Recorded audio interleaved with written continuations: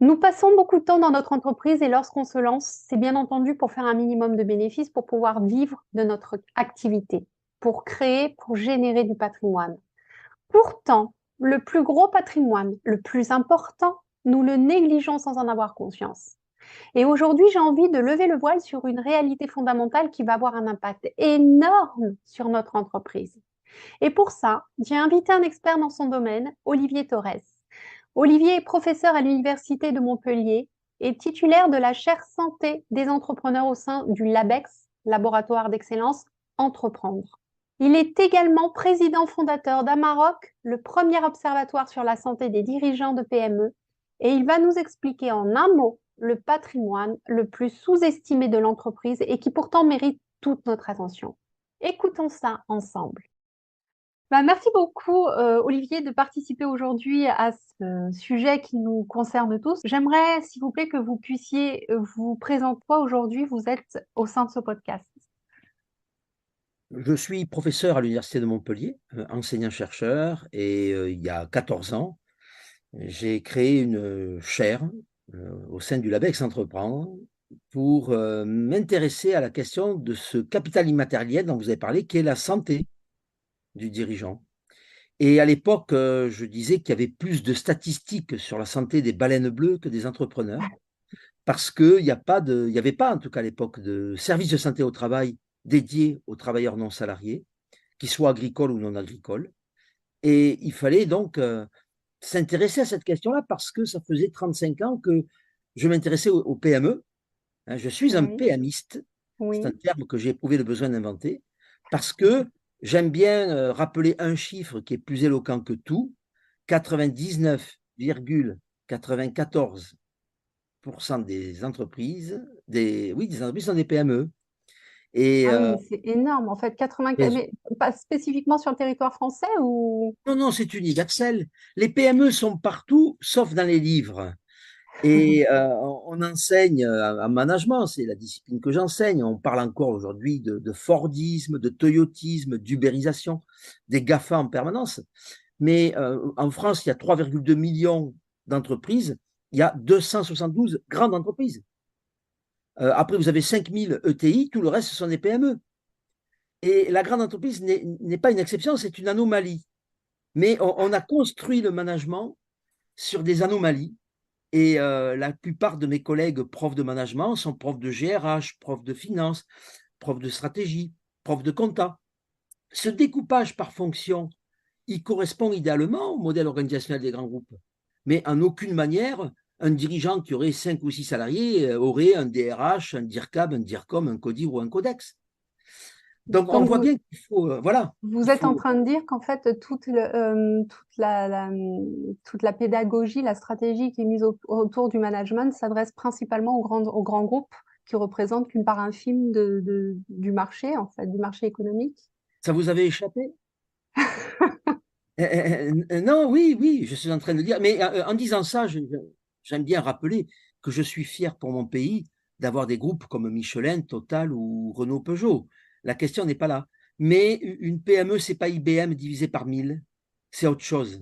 Il y a des spécificités.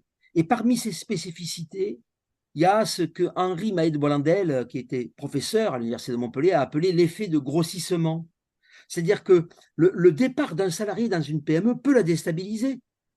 Alors que moi qui suis fonctionnaire depuis 35 ans, si je quitte l'éducation nationale, on est 1 million, le ministre de l'éducation nationale ne s'en rendra même pas compte. Et donc on voit bien, la perte d'un client peut mettre à plat une PME sous-traitante qui du jour au lendemain va perdre peut-être 25 ou 30% de son chiffre d'affaires. Donc Voire on voit même bien peut-être que, même sa structure totale. Enfin, en voilà, tout cas. et donc la santé, eh bien oui, je le dis, quand Christophe de Margerie est décédé à minuit à Moscou d'un accident d'avion, 48 heures après il était remplacé. Quand Édouard Michelin, en 2006, est mort de noyade, l'action Michelin a perdu moins de 1%.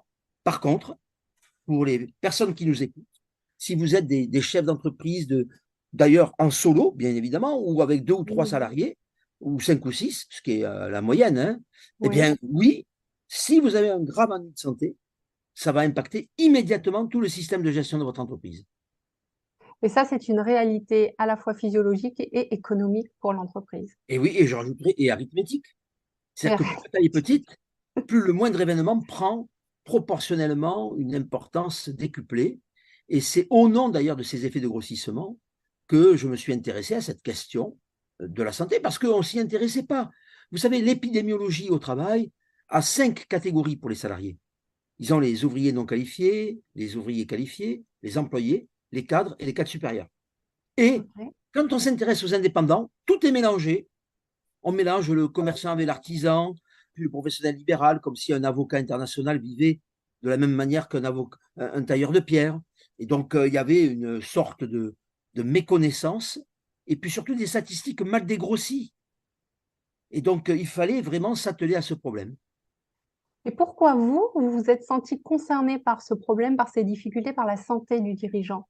De tous ces Alors, j'allais dire dirigeants, en pour fait, deux qui raisons. étaient finalement regroupés dans un seul et même ensemble, dans lequel on manquait de données statistiques, dans lequel on manquait finalement de recul.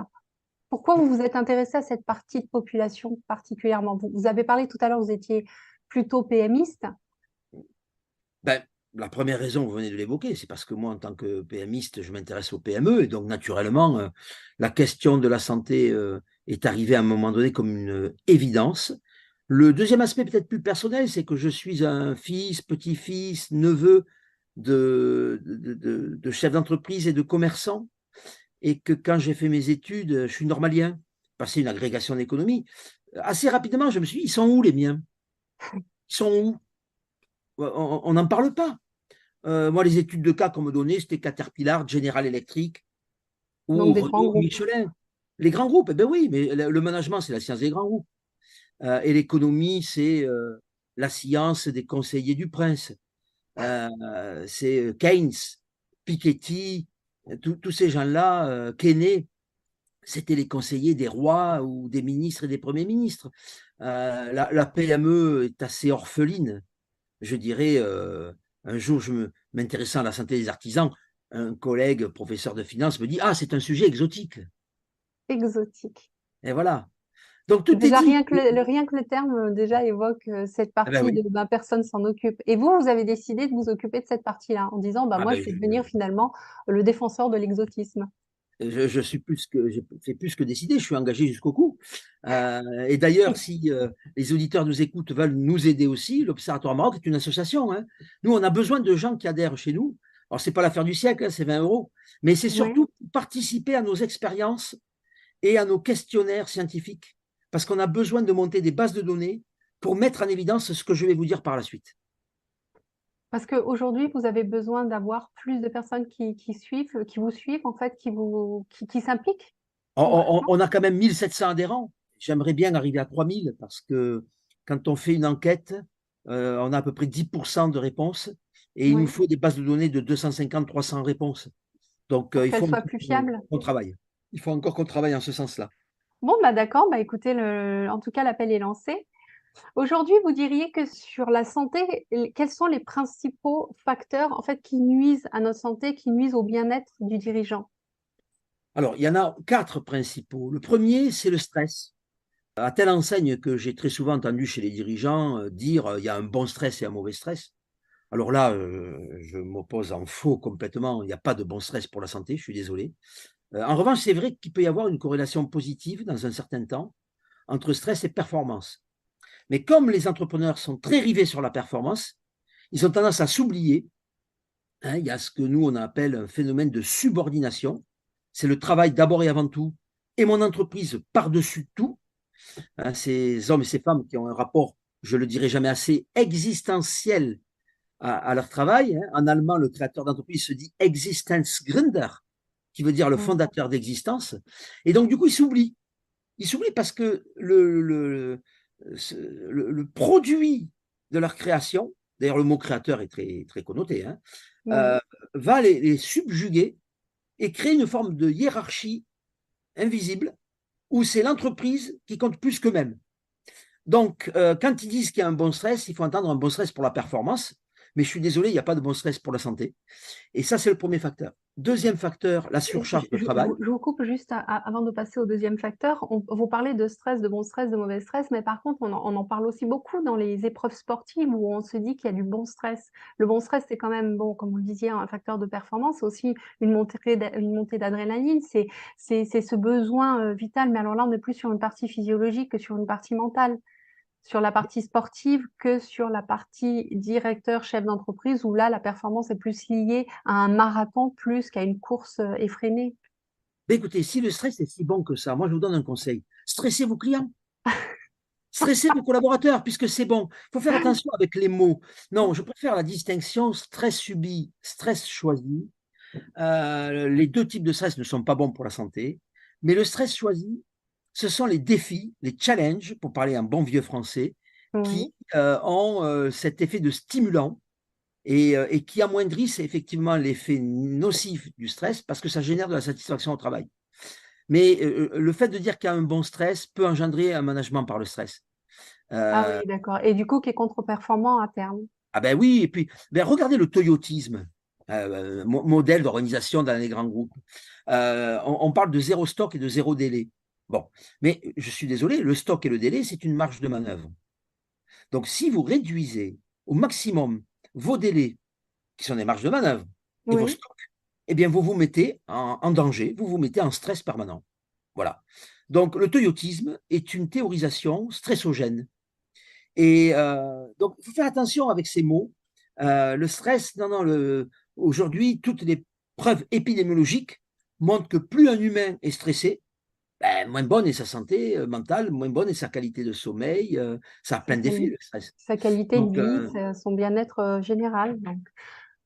c'est Donc, ça. ça veut dire qu'en fait, toutes les théories qu'aujourd'hui de réduction de coûts, parce qu'on est rentré aussi dans une forme de productivité qui nécessite que l'on réduise les délais, que l'on réduise les coûts, c'est pour autant un facteur de stress et de contre-épanouissement personnel au sein de l'entreprise. Ben, poussé à l'extrême, oui. Après, À avoir un l'extrême, oui. souci d'économie de coûts, je pense que c'est même sain. Je suis fonctionnaire, mais je pense que l'État devrait réduire ses déficits. Et je suis un adepte de la réduction des déficits. Il faut vraiment se battre collectivement en tant que citoyen pour réduire les déficits de la France. Mais pousser à l'extrême au niveau d'une entreprise, ça peut effectivement réduire les marges de manœuvre. Et ce qui compte, c'est la pérennité. C'est-à-dire Oui. qu'on peut faire une performance à court terme, mais si c'est pour s'épuiser après, on tombe et ça devient une contre-performance. Donc, on a parlé du stress. Deuxième facteur, la surcharge de travail, Oui. et qui est un des fondements de cet existentialisme au travail. C'est-à-dire que Sartre disait dans l'existentialisme, l'homme n'est jamais que la somme de ses actes. Et donc, c'est en faisant ce que nous faisons que nous devenons ce que nous sommes, en quelque sorte. Et Mhm. c'est exactement le cas chez les entrepreneurs. Là aussi, un chiffre.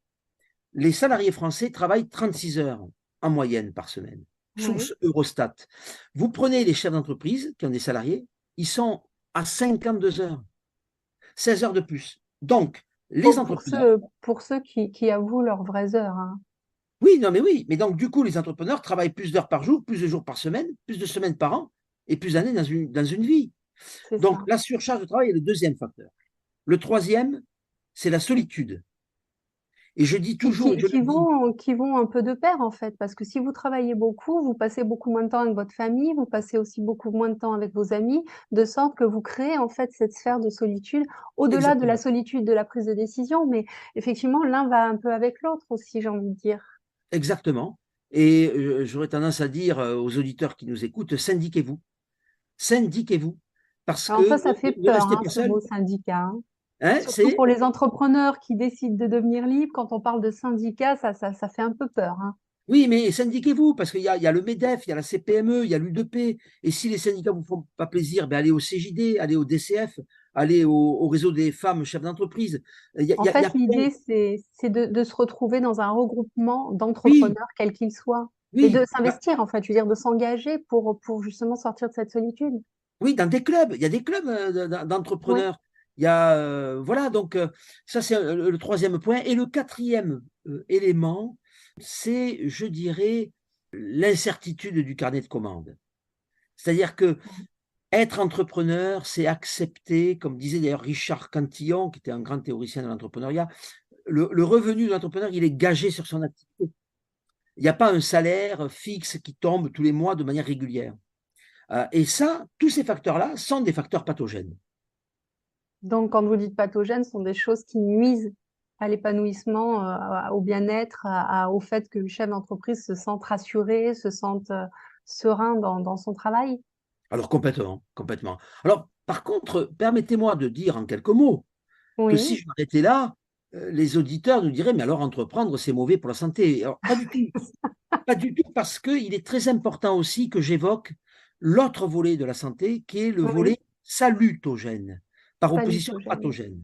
Hein, salutogène Pathogène, est un salutogène. terme qui vient d'un chercheur israélien qui s'appelle Antonovsky et qui dit, mais il faut aussi s'intéresser aux facteurs qui génèrent de la bonne santé.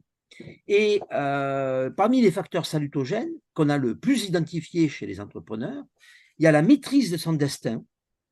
Un homme ou une femme qui a le sentiment qu'il est maître de son agenda, maître de son destin, maître de ce qu'il fait, figurez-vous que ça c'est très bon pour la santé.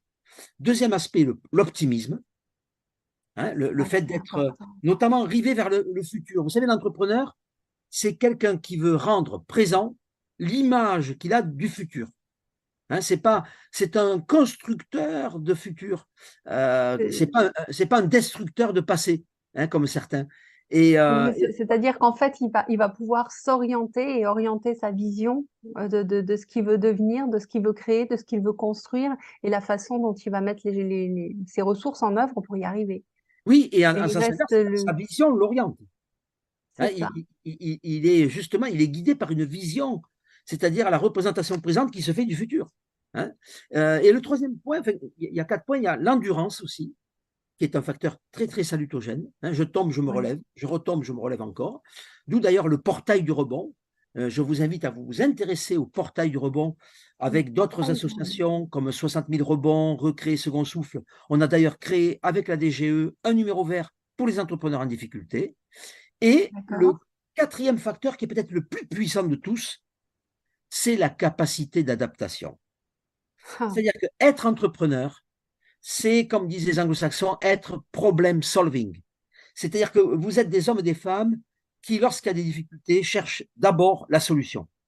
Vous êtes des hommes et des femmes de projet et non pas des hommes et des femmes de rejet. Vous êtes des hommes et des femmes de mobilité. Vous n'êtes pas des hommes et des femmes de blocage. Vous êtes, je dirais, l'antithèse de l'actualité ambiante du pays en ce moment. D'ailleurs, on le sait, hein, la mobilité la oui. plus forte, ce sont les entrepreneurs. C'est plus que les commerciaux encore. Et ça donne chez vous une coloration qui compense. Et nous, on l'a montré, la balance, elle penche plutôt du bon côté. C'est-à-dire que ces facteurs salutogènes l'emportent sur les En facteurs effet. pathogènes. Mais, ça c'est en moyenne, on s'est rendu compte que l'écart type était plus fort, c'est-à-dire qu'il y avait une plus grande variabilité chez les entrepreneurs. Une variabilité par rapport à. Eh bien, ils ont en fait des hauts très hauts, mais parfois ils ont des bas très très bas. Et D'accord. y compris en Ils matière, sont facilement dans les extrêmes au niveau émotionnel, vous voulez dire? oui, au niveau émotionnel, au niveau santé, au niveau qualité du sommeil, au niveau qualité relationnelle. Je dirais que être entrepreneur, ce n'est pas un long fleuve tranquille. Ou alors que dans les livres. Ou alors peut-être dans les livres. Oui, parce que les entrepreneurs aiment bien l'autobiographie, success story. Hein. Ils aiment bien relater leur réussite. Ça, j'ai remarqué qu'il y a tout un champ de la littérature autobiographique qui est pas assez, à mon avis, théorisé et qui montre Oui. beaucoup d'entrepreneurs qui ont réussi aiment bien écrire des livres de témoignages de leur réussite. C'est plus rare, même s'il y en a, de livres de témoignages d'échecs ou de descente aux enfers. Il y Mais en a. peut-être aussi que c'est peut-être pas forcément ce qui intéresse le public, en fait. Oui, et puis je pense que le déni de la santé des entrepreneurs vient aussi de cette forme de pudeur Où où on on n'ose se pas voit, dire qu'on se casse la figure. c'est ça, et puis on se voit plutôt comme un leader, un gagnant, un battant. Et donc, du coup, tout En ce qui même va temps, c'est ce qui nous être. tire vers le haut, hein. Oui, Comme vous parliez d'optimisme tout à l'heure, hein, mais c'est aussi ce qui nous tire vers le haut. Et puis, il y a quand même une chose que j'aimerais souligner à travers tout ce que vous dites, qui est fondamentalement intéressant sur la compréhension du déni de santé des entrepreneurs, c'est que quand les entrepreneurs décident de sauter le pas, et c'est difficile, c'est parce qu'on ne nous a pas appris en fait. On nous apprend aussi à rester dans des cases, on nous apprend à réagir de telle ou telle manière, on nous apprend, on a un peu un effet de masse, un effet de groupe où effectivement en France on est quand même assez réputé être assez vindicatif, être assez un peu révolutionnaire contre les mesures qui sont mises en place, etc. Mais l'idée, c'est aussi que, et moi je le vois à travers mes enfants qui sont à l'école, et surtout la dernière, où dès qu'on sort du cadre, il n'y a plus rien qui se passe. Oui, Et c'est on est très compliqué. normé. Et du coup, être entrepreneur, c'est accepter de sortir de ce cadre et accepter de se découvrir soi. Et c'est une super aventure, mais à la fois, ça nous sort de notre zone de confort, où effectivement, il y a beaucoup de critiques, il y a beaucoup de jugements, il y a beaucoup de culpabilité, de honte quand on n'y arrive pas. Et c'est toutes ces choses-là sur lesquelles on a besoin d'apprendre à denteler notre mental d'entrepreneur pour justement arriver dans cette politique de rebond dont vous parlez, où on arrive à être efficient, on se casse la figure, on se relève, on se casse la figure, on se relève, comme finalement on a appris à le faire pour marcher, pour courir, parce qu'on ne pourrait pas courir sans avoir appris à marcher avant, mais apprendre à marcher, c'est aussi se ramasser des gamelles, et Oui, plus d'une. oui, Et par contre, là, on est très encouragé dans cette période-là, où parce que ça fait partie de la vie, on est petit, on est encadré, on a ce soutien, et vous parliez tout à l'heure de solitude. Quand on apprend à marcher, on a nos parents, on a nos amis, tout, comme si c'était quelque chose d'extraordinaire. Et en soi, ça l'est. Mais oui. par contre, quand on devient entrepreneur, en fait, on est souvent plus pointé du doigt en se disant, bah, ça y est, on part du monde salariat pour entrer dans le monde entrepreneuriat. Et moi, ça, je le constate assez régulièrement, où, ah, bah là, toi, tu vas t'en mettre plein les poches. Et je connais des chefs d'entreprise qui gagnent 2 fois moins que leurs employés, Bien mais sûr. par contre, qui sont fiers d'être entrepreneurs. Mais il y a Oui. une sorte de fossé qui se crée entre les deux. Alors, je ne parle pas des grands groupes, hein, mais de manière générale, il y a quand même une morosité ambiante qui est liée au fait qu'on veuille s'en mettre plein les poches quand on devient chef d'entreprise, alors qu'il y a énormément, alors je ne peux pas dire d'échecs, mais de gens en tout cas qui s'arrêtent, qui abandonnent à un moment donné en pensant qu'ils n'y arrivent pas et qu'ils n'y arriveront jamais parce que finalement, ils n'ont pas le mental pour ça. Mais ce que vous dites, je vais lui donner un nom, c'est que tout simplement, disons-le, il y a une injustice.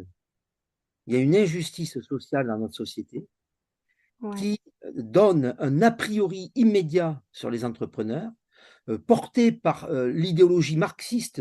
Vous savez, moi j'ai travaillé sur le marxisme, je me suis intéressé à ça. C'est très intéressant de lire Marx, Engels, Lénine, Rosa Luxembourg. Et le marxisme qui inspire encore aujourd'hui beaucoup de débats n'est jamais qu'une théorie qui justifie la grande taille. La concentration croissante dont parle Marx, pour moi, les marxistes sont, j'allais dire, les alliés ou les idiots utiles du capitalisme. Ils n'ont rien compris aux PME.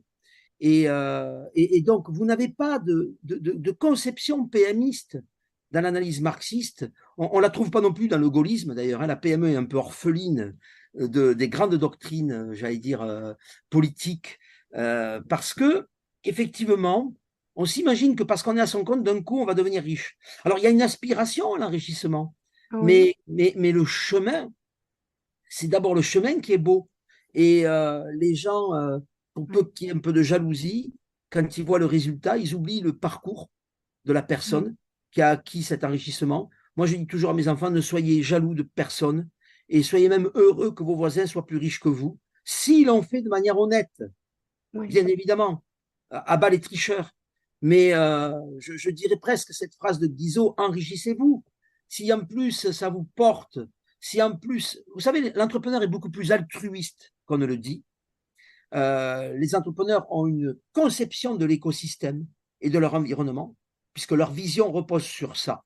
J'ai mon collègue Christophe Schmitt qui dit si on veut théoriser l'entrepreneuriat, il ne faut pas regarder que l'entrepreneur, il faut regarder aussi l'entrepreneur et la relation qu'il a avec. Vous avez mon collègue Thierry Verstraete qui parle de business model. Donc, on voit bien Ouais. que l'entrepreneur, c'est un citoyen qui est très engagé pour lui et pour sa société. Et c'est un homme, une femme de projet, pas de rejet. Moi, je vois très peu d'entrepreneurs dans les rues en train de manifester. Non, ce sont des hommes et des femmes qui sont souvent dans leur coin, qui disent rien, qui bossent énormément, qui donnent sans compter, lorsque d'autres comptent sans donner. Oui, ça c'est un petit peu la morosité ambiante en fait qui fait que effectivement les gens veulent tout sans rien donner, effectivement. Oui, Et c'est là que ça pointe du doigt ou quand le week-end vous êtes dans votre famille et puis vous avez votre cousin qui vous dit, bon et toi, au fait ton entreprise ça marche? mm. Et là on est sur le facteur de résultat au lieu d'être sur le facteur du chemin. Oui, bien sûr, bien sûr. Alors j'espère aussi que dans votre famille, il y a des hommes et des femmes qui disent alors c'est pas trop dur, quelles sont tes difficultés, Alors moi peut-être de même ce en côté-là je quoi suis pourrais-je assez t'aider? soutenue, mais En quoi pourrais-je t'aider? Voilà. Et, Hein? et dans tous les cas, en fait, on va pas refaire sa famille, on va pas refaire les gens qui nous entourent et ils font juste partie de notre environnement. Après, je pense qu'il est capital quand on est, que ce soit solopreneur ou PMiste, entrepreneur, etc., c'est de s'entourer des personnes qui nous tirent vers le haut plutôt que de celles qui nous poussent vers le bas.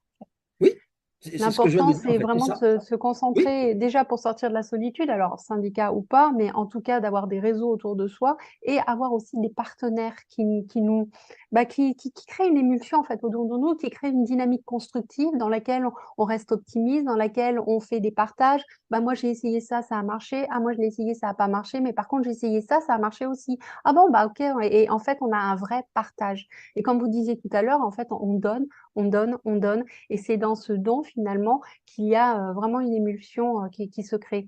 Et j'ai le sentiment, en fait, au vu de notre discussion, qu'il y a vraiment deux groupes qui se créent. C'est à la fois ceux qui sont formés, qui sont bloqués dans leur immobilisme en vindiquant, hein, en disant je suis pas content. Là, on est en plein dans les réforme de retraite, sauf qu'à un moment donné, les retraites, il faut pouvoir les payer et que toutes ces choses-là leur échappent et que la seule chose qui est en leur pouvoir, finalement, c'est de pouvoir exprimer leur mécontentement. Mais personne n'a envie de travailler jusqu'à 70 ans, sauf les entrepreneurs. oui, oui, on a pu constater que parfois même ils dépassent, hein. C'est, Ouais, ils après dépassent. je voudrais pas non plus donner une vision trop idyllique de l'entrepreneuriat. Vous avez aussi des hommes et des femmes entrepreneurs avec lesquels je travaillerai jamais plus de 2 jours. Heu, tout n'est pas rose dans le monde entrepreneurial. Mais ce Non, que je c'est veux dire clair. par là, vous avez employé le mot d'aventure. En anglais, business venturing, hein, ou capital venturing. Nous, on dit capital risque. C'est Mhm. intéressant de voir les Ouais. différences de culture, hein. Là où Mhm. les autres voient une aventure, nous, on voit un risque. Donc, effectivement, on est une société où tout est normé, on a une hypertrophie de l'État. En France, tout est étatisé, tout est pensé par l'État. Alors, il y a des moments où ça peut être un avantage, mais il y a des moments où c'est un sacré inconvénient. Il faut trouver un Mhm. équilibre en fait, dans la société. Ça crée une frilosité au niveau des Ah, banques, au niveau des partenaires, au niveau oui, oui, c'est confortable d'être dans une case si vous êtes bien dedans. Mais comme vous Ah dites, oui. si vous en sortez, au bout d'un moment, c'est très compliqué. Et Mhm. l'entrepreneur, c'est souvent quelqu'un qui n'est pas fait pour être dans des cases. Vous savez, on a montré dans un de nos articles que les enfants qui ont un trouble de l'attention et de l'hyperactivité ont une propension plus forte à entreprendre. Parce Euh, qu'ils ont envie d'essayer, parce qu'ils ont ils ont surtout pas envie de rester dans des cases. mais parce que l'entrepreneuriat peut attirer des hommes et des femmes qui sont en échec scolaire, qui justement ne tiennent pas en place. Mais après, quand vous êtes entrepreneur, être hyperactif, mais c'est plutôt un atout. Ah, mais carrément. Et le trouble de l'attention, vous savez, quand vous êtes un entrepreneur, vous avez plein de décisions à prendre dans la journée. Vous n'avez pas le temps de réfléchir 3 jours une seule décision. Donc, le trouble de l'attention est beaucoup moins pénalisant dans une PME où il faut passer son temps à diriger et à décider que peut-être ailleurs. Je dirais qu'il y a aussi chez les entrepreneurs des profils types, sans faire de généralisation, mais qui permettent à des hommes et des femmes qui sont parfois un peu en déshérence dans la société normée dans laquelle nous sommes, de Oui. pouvoir se retrouver. Pour le dire en une phrase, entreprendre, c'est une quête de liberté, mais c'est aussi un acte de libération. Ah, c'est joli ça. Et C'est le ça mot de la fin. résume assez bien la situation, en fait. C'est le mot de la fin. C'est le mot de la fin. Absolument. Voilà. Et quel mot? Voilà. En tout Bon, cas, je ben, vous très remercie bien. beaucoup, Olivier Torres, pour toutes ces informations qui sont très, très intéressantes et qui, j'espère, permettront aux gens qui nous écoutent de comprendre qu'il est important de prendre soin de sa santé. Au-delà des facteurs pathogènes, il y a aussi les facteurs salutogènes et je vous remercie beaucoup de les avoir mis en évidence. Ben, c'est moi qui vous remercie pour cette discussion constructive et matinale qui nous met du baume à l'ouvrage pour toute la journée. C'est génial, Voilà. merci Ah. beaucoup. Et Au puis à tous revoir. ceux qui nous écoutent, si vous voulez adhérer à l'Observatoire à Maroc, donc je vous laisserai le lien en fin de podcast. Et c'est avec grand plaisir qu'on peut se réunir autour de la santé de l'entrepreneur grâce à vous. Ben, Merci merci. Olivier. Merci beaucoup.